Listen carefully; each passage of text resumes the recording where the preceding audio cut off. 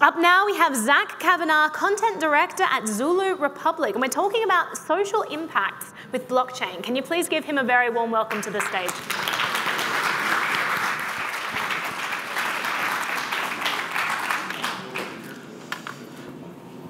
Hello, everybody. My name is Zach. I'm working with Zulu Republic, and I just want to say what an honor it is to be here speaking at the first ever Litecoin Summit. How cool is that? So thank you all for being here to listen to the talk. I want to talk for a moment about the potential of cryptocurrency, the potential of blockchain and decentralized technology in general, the potential to radically impact societies and individual lives around the globe. Now, we can talk about potential in terms of win Moon or win Lambo, of course, that's a good one, or win Moon Lambo. That's always fun. But what about win comprehensive financial inclusion for the global unbanked? Now, that one doesn't really fit very well on a good meme, but it's what I want to talk to you about here today. Specifically, I'm going to focus on two main contexts, money and identity. Now, despite the current bear market and those of us feeling all the wrecked, we all know that crypto has already revolutionized the world of personal finance. Otherwise, none of us would be here right now, right? Bitcoin opened up a world where all of us can be masters of our own financial destinies. For the first time in history, we can send value anywhere around the globe in minutes for pennies, trustlessly, with no intermediaries, no one to tell us when or how much or who we can send it to, no account fees, no banking hours, no minimum balance or spending limits. For the first time in history, we have censorship-resistant digital money. Banks don't control it. Governments don't control it. We control it. That's already a revolution right there, as far as I'm concerned. No matter what's happening in national politics or geopolitics, whether there's revolutions or uprisings or natural disasters or dictatorships, decentralized blockchain networks will remain secure and intact for everyone around the globe. Even if you're unfortunate enough to live in one of those places of the world where there's political unrest or social strife, you can count on the integrity of the Litecoin network, the Bitcoin network. These blockchains can provide the most secure, reliable, inclusive financial network in the world, in human history. But let's not celebrate too soon. We still got a long way to go. Adoption, scalability, user experience, accessibility, there are some real challenges to be met. And progress takes time. It's happening, but like anything worthwhile, it takes time. But if blockchain is going to have a real, lasting impact on social lives, these challenges will need to be met, especially if it's going to impact those in the world who really need it the most, the people in the places of the world where life is the hardest, third world countries, developing countries. These are the people that this technology can really make the most impact on, I think. And these are the places where most of the global 2 billion unbanked live. So there's a huge opportunity. But in these places, you know, cryptocurrency is still pretty hard to come by. It's expensive. It's not so easy. We have a liquidity problem, volatility problem, adoption and education problem. So there's a ways to go. Of course, it's amazing for us here in America to be able to send value instantly, trustlessly around the globe. It's great that cryptocurrency opened up the world of trading to a whole new demographic than could ever do it before. That's awesome. It's great that some people made some good money last year. That's really cool. But I think blockchain will be able to make the most difference in these kind of humanitarian edge cases, in the places where life is the most difficult. It's a world where privacy is under attack, where surveillance is increasing in many parts of the globe. The potential for blockchain to have social impact is huge. But of course, like with anything, realizing that potential will be a matter of execution. It's about how can we design these systems in a way that is focused on human rights and individual sovereignty and really puts that at the center of the design ethos. So I'm going to ask you all to imagine for a moment something that may be difficult to imagine, but I'm going to ask you to imagine what it's like to be in the middle of the migrant crisis, the refugee crisis, to really try to put yourself in that situation and what it would be like to actually be living through that. So it's difficult, but let's try. You guys with me? Okay, so imagine you live in a small village somewhere. It's a beautiful place surrounded by lush green forests. Despite the fact that your village is poor based on Western standards, life is good. You're more or less content. You have a happy, thriving community that really works. You like your village. This is your place. These are your people. You wouldn't want to leave. You want to stay here for the rest of your life if you have a choice. But imagine that this is a village in a country that's struggling with civil war. And one day you hear that there's a group of armed militants that are about a day away from your town, and this group just has a reputation for destroying everything they come across, like really nasty. So what do? You don't have any choice but to get your family and just flee. You have to run for your life, and I mean run literally because you don't have a car, so you have to escape on foot, and you can only take with you what you can carry. So the question then is, what do you take with you? I mean, imagine that, really imagine that you're in that situation and it's chaos and you're like, what do I bring with me? You probably don't have that much time to think, so it's going to be the basic necessities. You're going to take, whatever cash you have, your mobile phone, medicine and basic survival necessities, and hopefully you don't forget anything essential in that panic. So you flee. But where can you go? The situation's not necessarily that much better in the cities, the main cities. There's violence, no job opportunities. To top it all off, maybe you're part of a minority group that it's highly discriminated against, which makes it even more dangerous for you and your family to travel through the cities. But you hear that the UN is recognizing people from your region as refugees eligible for claiming asylum in more developed countries. So you do what so many other people have done in the past few years in similar situations. You start off on a journey of thousands of miles through countries you've never been to and you don't speak the language of, with hope of finding asylum for your family. And you hope that the little cash that you have with you is going to get you through the journey. Most of it's in US dollars because your government has been economically manipulating the currency, and so you have to carry dollars. But you also have a mobile payment service that you can pay for some basic necessities with. But the problem is that your mobile payment service won't work once you leave the country. So it's not going to do much help once you start crossing borders. But you have to cross them anyway. And like the experience of so many other of these forced migrants, that experience, that journey is not going to be an easy one. In some of the places that you travel through, they've developed entire economies around exploiting refugees. And the police in those places often turn a blind eye to crimes committed against foreign migrants. So let's say you're traveling through one of these places and you get mugged. And this is something that happens all the time. They take your phone, your ID, whatever cash you didn't have like hidden away on your body somewhere. And if this happens, you're really screwed. Migrants in these cases without an ID, without money, they often have no legal recourse. They have to beg on the street for food. Think of all the things that you need an ID for.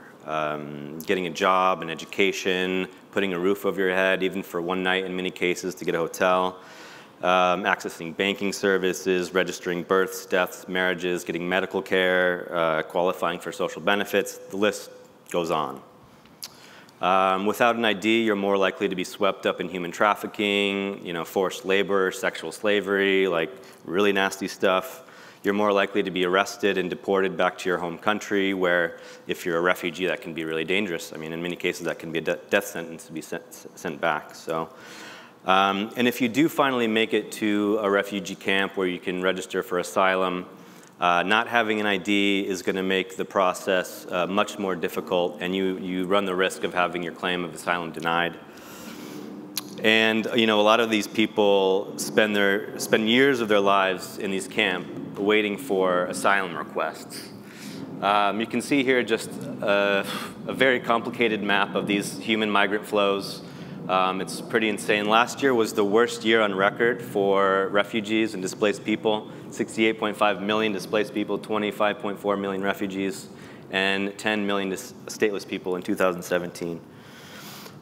So a lot of these people, they're arriving at these camps. They have to stay there for years. It's a kind of a legal purgatory, especially when they don't have access to government services and stuff, and they have very questionable residency status and stuff like that. So this is the horror story, and that's just a small slice or a small shell of the real experience, right? I mean, it doesn't do justice to the real hardships that migrants face on a daily basis. It doesn't really capture the magnitude and the real human cost of this migration crisis. But maybe it can give us some idea of where blockchain may be able to offer some help, even in seemingly small ways. Now, the first and most obvious one, we're here at a Litecoin conference, is the money issue. Our Byzantine monetary systems are a huge hurdle to migrants in many cases, and also for the billions of people that banks just don't find it profitable to serve. Not only is it difficult or impossible for refugees to get bank accounts in many of the places that they end up in, there's also been some high-profile cases of their accounts just being closed for no reason. Banking is a permission system, and those with uncertain residency status are the first to get locked out of that system. There's really no incentive for the financial services industry to provide services to a huge portion of the global population in the end. But cryptocurrency is poised to fill in the gaps if we can meet those challenges, right? Even those innovative mobile payment systems, they're geographically and functionally limited. But Litecoin, Bitcoin, it's portable money that transcends borders. Crypto can't be stolen if you follow best practices. You can't get locked out of it. It can't be censored or mismanaged by governments. If you lose your phone or someone steals it, you can always access your funds with a seed phrase or maybe with biometrics. But of course, money isn't the only use case for blockchain. Recently, there's been a lot of talk about using it also for ID services. Government-issued physical IDs can be lost, stolen, forged, revoked, exploited. And many people around the world just don't have access to one at all. And in terms of our digital identities and our identities in general, more and more, even especially in the first world, of what makes us who we are is happening online. But unfortunately, we don't really have any real control over our digital identities online.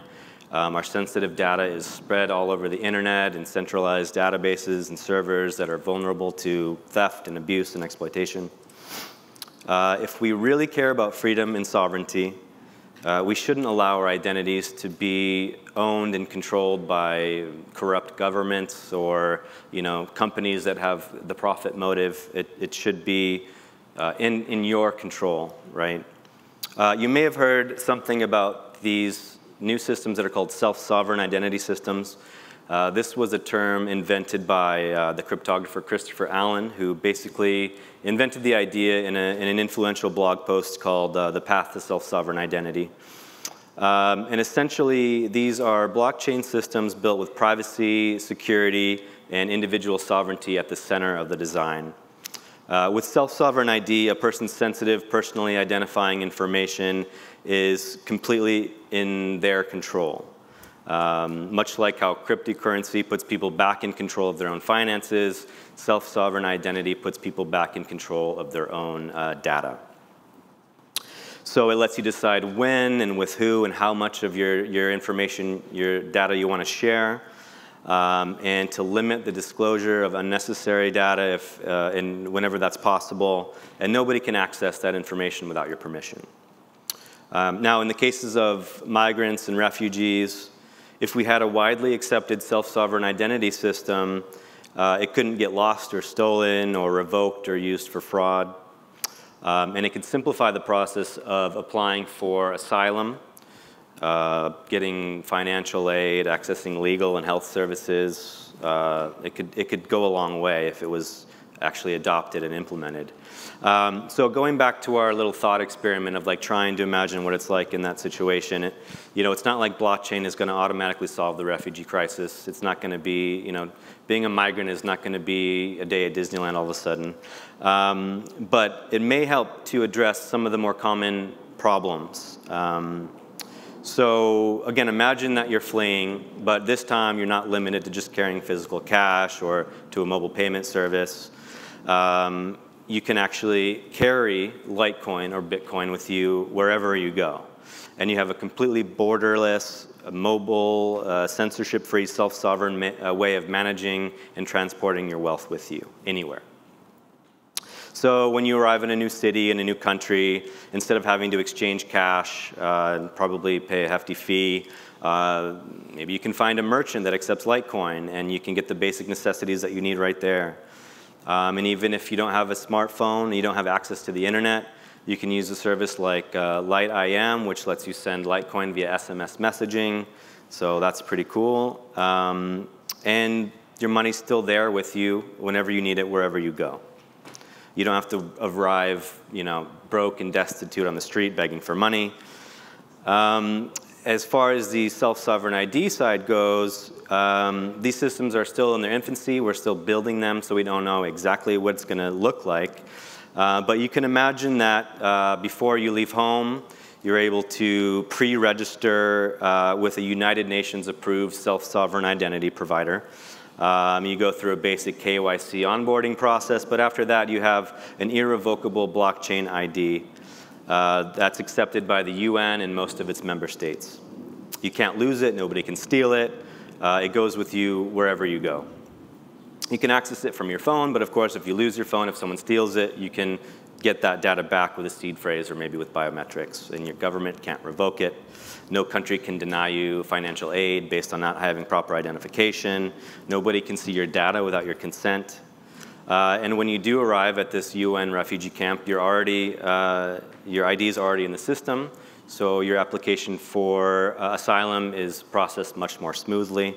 And you can also use your ID to claim aid in the form of food and water and basic necessities. Thanks to blockchain technology, we have the ability to now, for philanthropy, to donate money directly to the person that we're trying to help, right? I mean, imagine being able to donate money. It's not going through an organization that's going to take a huge percentage of the money for overhead. It's not going to get siphoned off by corrupt government people and bureaucrats that are stealing it. In a lot of cases, aid just never arrives. And this is really exciting because blockchain can revolutionize philanthropy. With cryptocurrency and self-sovereign identity, yeah, we can have it to directly arrive at the people who need it most. And thanks to partnerships with UN, the acceptance of self-sovereign identity in the countries where you might be granted asylum, can make the process of getting and assimilating much easier. You don't have any problems opening bank accounts or securing housing or doing anything you need an ID to do in modern society. And it's all under your control. Now, of course, these may seem just like small incremental improvements in the grand scheme of things. I mean, this is a huge social problem, obviously. Blockchain is not going to magically fix the migration crisis. But in a context that's this insane, that's this crazy, this violent, even small incremental improvements can have a real lasting, potentially profound impact on individual lives. And in cases of like violent conflict and economical and political crisis, many times that even makes it more difficult for aid to arrive to these people. The conventional logistics for delivering aid just breaks down.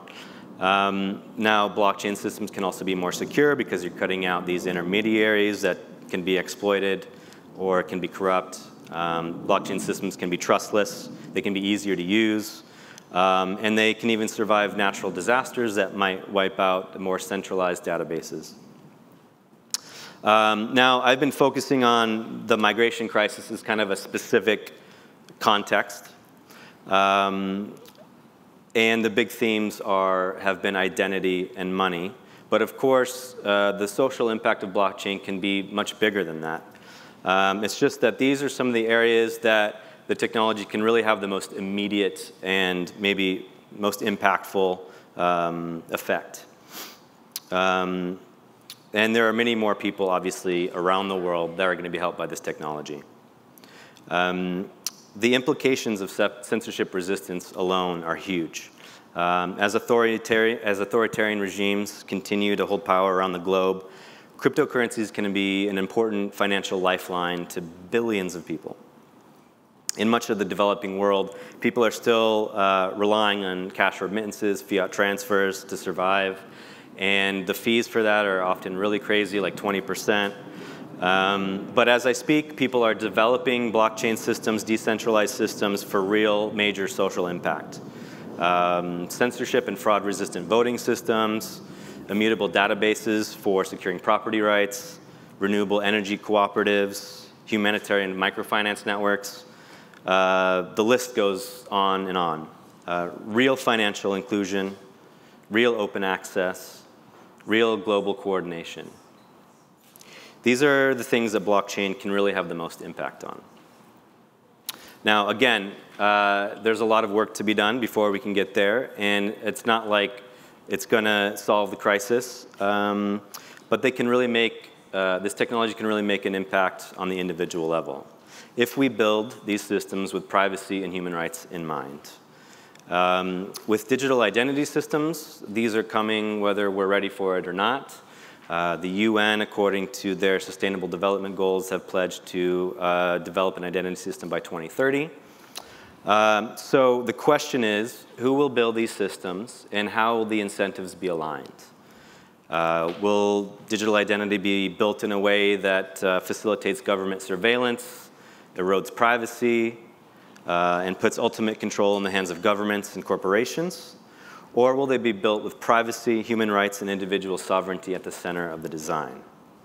Will we finally be able to own our own data? This is the vision. This is the positive vision. And at the company I'm working with, Zulu Republic, this is kind of the more positive vision of the future that we're actually trying to work towards and make a reality. And we're working on exactly these two areas, finance and identity, because we think that these are the areas that blockchain can have the most immediate and profound social impact. One of the more promising projects that I mentioned already was LiteIM. The fact that you can send Litecoin via SMS messaging can be huge in many parts of the world. It's really exciting. And even those living under censorship or where the government has outlawed cryptocurrency, in that case, will be able to use Litecoin. So we're really trying to take Litecoin everywhere. We've also got LiteVault, which is a trustless, oh, sorry, not done yet. Is the time up? Okay. We've also got LiteVault, which is a trustless Litecoin web wallet with kind of the perfect balance of convenience and security. But you'll hear more about these with the next speaker, Michael Rodriguez. He's my colleague. He's going to talk more about the products and the cool stuff that we're building for Litecoin. So I'm sure he'll answer more of the questions that you guys might have about that. And so we're really trying to create a kind of a comprehensive financial hub. And we're also working on self-sovereign identity, which we're designing to give people kind of complete control over their data. And one of our primary goals, obviously, in developing these platforms is this humanitarian use case and trying to really get meaningful partnerships with the organizations that can help bring this to the people that it can really help the most. So it's a start. Progress is a long road, but you got to start somewhere, right? And I think, the most socially impactful uses of blockchain may not have even been imagined yet. So I am really excited to see what's still to come in the next few years in this space. And as far as I see it, that's where you guys all come in. That's where we all come in because, it really takes an entire community to move this space forward. So please keep thinking, keep building, keep dreaming, keep building. And please stick around for Michael Rodriguez's talk, who's after me. Thank you.